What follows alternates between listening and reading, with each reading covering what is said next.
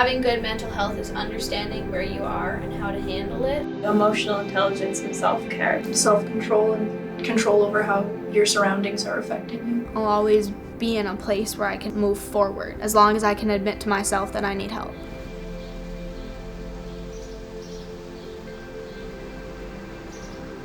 This whole journey through our grant has shown how the community can come together. The district is putting resources and energy and time into figuring out creative ways to solve these problems, and our community is doing the same. All of our wonderful providers, North Lakes and Bad River Health and Wellness Center and Memorial Medical Center, SOAR Services, Big Snow Counseling. We have all these wonderful partners that are hiring new people just to come work in our schools. Counselors from outside agencies come into our school and provide services. Being able to see a therapist here, because it helps me kind of realize there's things I can do to get myself here and even just get through the day. Being here in the school, I come to them. I think there's a lot to be said for meeting someone literally where they are. The AWARE grant has made a significant difference in just having that resource for outside counseling. It was such a barrier with transportation and work schedules to be able to get students the counseling that they needed. They'd have to take half a day off of their job to come into town, pick up their child, get them to a provider, get them back, and get back to work. Parents have said, well, I need to either feed my child or help them, and that's a heartbreaking choice to have to make. The equity in care that school-based services in particular provide, I think that's been really equalizing. You shouldn't have to have all those privileges in order to get help for your kids. A lot of my students have had mental health issues, and so I really kind of felt like I was alone out there. When the AWARE grant came through, it was like, oh my gosh, here's some other resources for other students who just weren't getting access. In the past, a lot of teachers and guidance counselors were really stressed with trying to meet those needs. The referral pathway, Greta, she's amazing at taking referrals from teachers, other professionals in the school district, or even parents reaching out. That's made a huge difference. I work really hard with our providers to find out what are their specialties, what kind of kids do they click with the best, what kind of personality fit might be the best matches for them. And also some people that just don't know how to go through that whole process. It really is pretty terrifying for a parent to try and both recognize that their child is in need of some help and then figure out the right steps to take. Having someone who can know the potential barriers and how to get around those has been really helpful for parents.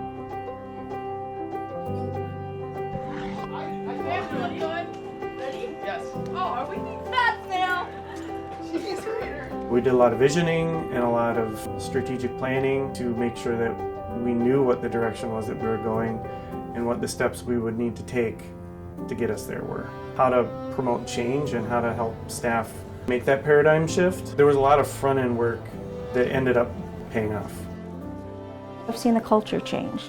Teachers, support staff be much more open to ways that they might discipline. Instead of wanting a pound of flesh, let's look at why are you responding this way, and can we work together? They're used to being yelled at. They're used to getting in trouble for all kinds of things. To consequence them with a punitive type consequence is really not going to change any of their behavior. It's only going to reinforce a negative self-image. They're going to continue with it. So you have to find other ways to work with those students. It starts with, I hear you and I want to understand. Because when I can understand, then we can work together as a team. Do the behaviors go away? No, they're still present, but we're able to work in a different way with the students, collaboratively, to say, we value what you're experiencing. We all went around and talked about what we appreciated about this student. And when I said, what did you hear? He was like, I just feel like everyone really cares about me.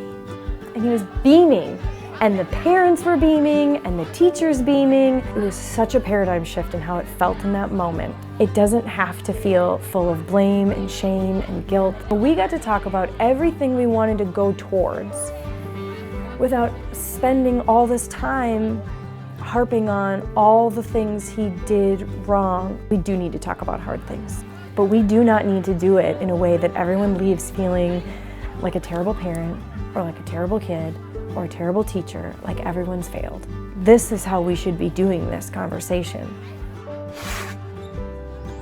We also teach mindfulness strategies. How does your body feel? Teaching them that all these feelings are okay, and then what kind of coping skills help you calm down to be able to focus again. During guidance, they walk in and they have a magnet. They put it on a color. If a student is in the red zone, we talk about tools and strategies to get into the green zone, and the green zone is ready to learn and having self-control. A strategy would be deep breaths, going for a walk, talking to a teacher. We give universal strategies and then they pick what they like.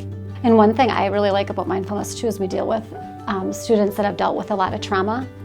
So it's a skill that we can teach here at school, and it's simple. You don't have to have anything with you. If there's something scary going on at home, or maybe before a test, or before an athletic event, you can use it in so many different situations. Figuring out and feeling like they have control over calming their actual body down in class or at home or out in the community, those are the 3 areas I try to help them develop different coping skills for, because if they can adjust them, then they know they always have something. Really small things that'll help me get through even just a class period until I can get up, do the 4-minute walk that we get, and then get to class again, and then get through that one. If I look at the clock for 10 seconds and just breathe, it helps a lot. At a time where I'm getting really stressed, that's something I need to do.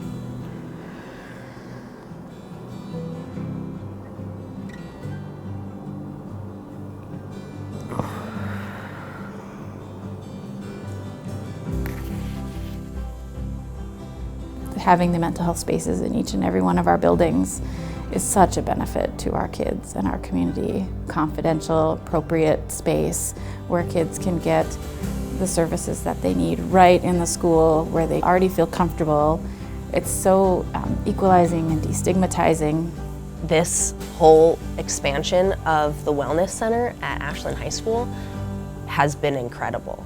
The other thing that has changed immensely was just the spaces that we get to use as providers. I hesitate to describe one space. It felt like a prison cell. There was like cinder block walls and hard tables and plastic chairs. Before we would scramble for a space, a resource closet or room. These spaces, provide opportunities for a lot of play-based therapy. I sit in this office and watch just tons of kids just seek refuge or go into these rooms and do their circle and work their stuff out, or come in here and just take some quiet time. So the Children's Day Treatment Program is for children who are struggling in the school setting due to mental health issues. It's very individualized. We develop goals based on what that child needs to help them process through some of the trauma that they have experienced so that they can heal. Ultimately, our goal is to help that child get to a place where they can manage and regulate their emotions more effectively, to help them be able to go back to school and be more successful in a regular classroom. Because we live in a rural area, there's a lack of mental health services close by, and so they were seeing students that were having to go a long distance away or be away from home for long periods of time. The school was trying to figure out a way to develop a program right here in our own community where kids could come. Memorial Medical Center said that they wanted to partner with them to help make this happen.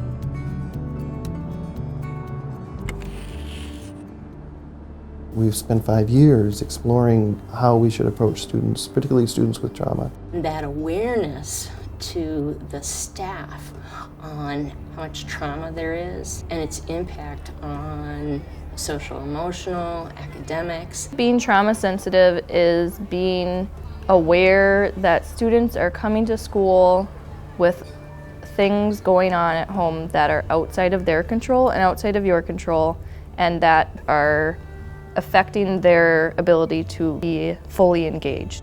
What can I do to support this child that's struggling in this moment? Or what can I do to learn more about what's going on in their life? At the beginning of the year, just establishing a very strong classroom community. Kids want to feel very valued at school and can sometimes feel singled out because of experiences in their life. So if they kind of have a clean slate to start, I think that's really helpful as well.